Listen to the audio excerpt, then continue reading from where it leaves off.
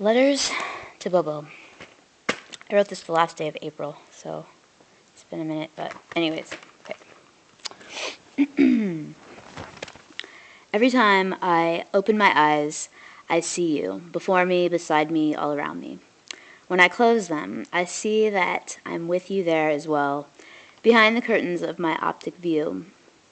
For this is my reality as your image comes to life. Whether my eyes are open or closed, you, my dear brother, are at every corner in the flesh.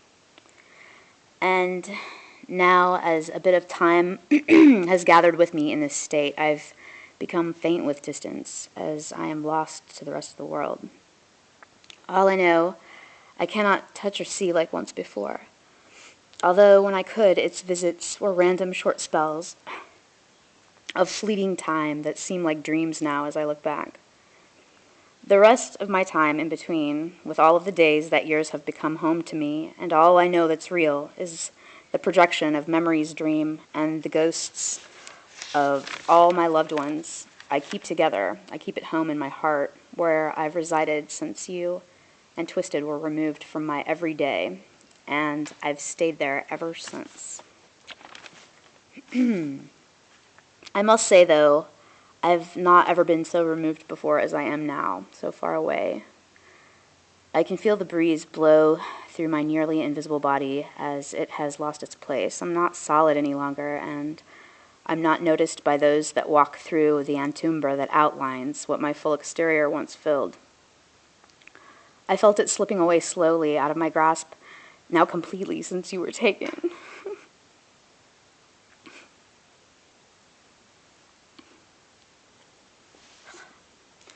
I've got no grip on anything at this point. I look down to my hands, and I can see the sand that I feel falling in between my fingers into a pile of granuled time without an hourglass to be seen. Just darkness, faintly lit by shadows of what appears to be a shoreline, stretching on into longer than forever can see with no light. The darkest side of the moon is upon us, for the falling of this time has come. For this will be our sanction, to remain focused by stead of what's to arrive after this sentence, under sieged by a fallen sky that has left us in the shadows of what once walked under the sun.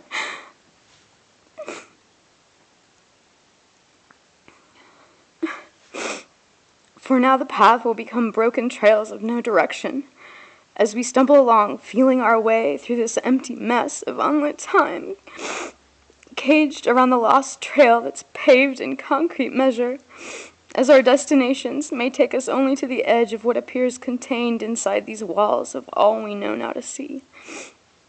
The obvious we believe and have been taught to know is real, and the way out is the very door we came in, at least to those who believe it is, and to those who guard us enslaved as they would have us believe.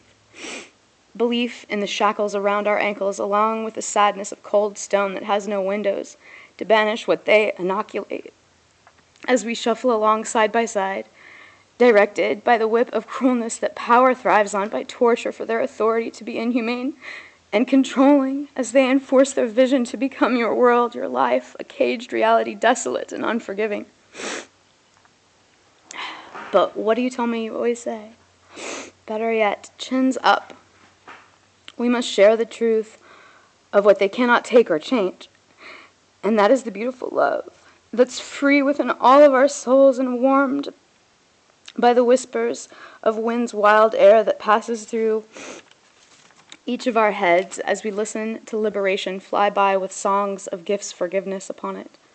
Almighty strength that's glory shines and shares with others to find the peace and will for it to carry on in light that's love by sharing this truth that's untouchable, that's ours and no one else's, that cannot be ripped from us, being the only true freedom that really exists. And the facade of it being stripped is for those who strip it, for those who believe they take it away. But it's the love and the depths of our souls that can either bind into the arms of madness and pain to live without what's beloved, or that love can be what frees the mind by letting go and letting all that we love flow through us and us a part of us as we flow through those we love. Oh God, I knew this was gonna not be this bad. As we are all connected and a part of all that is, we are always with all we love, for it is ours and cannot be removed or changed or separated by anyone but ourselves, that is, if we disconnect. So let them have our walls and set our parameters. But you must not ever forget these borders are imaginary, and your thoughts are removed from any limits and have no boundaries, and you may go all the many ways you wish and unleash all the chains of shackled steel, revive and set free the minds of your fellow brothers to look beyond the pain of their loves and know the reality of what is invisible and unseen to the physical world and all the eyes within it. Free their vision. Show them what is real behind all this they think they see. Open their eyes to all they love inside the memories that give life to their souls. For that is concrete, that is solid, that does not break or move or bend. All that beauty is each of ours inside of our mind's eye and close in our hearts, and it is more real and genuine in authenticity of what is priceless art, secure in all that does not appear to even be there, but it is. It is solid, more solid than any barred door or steel wall could ever contain or control. It's free and love lives, and it's ours.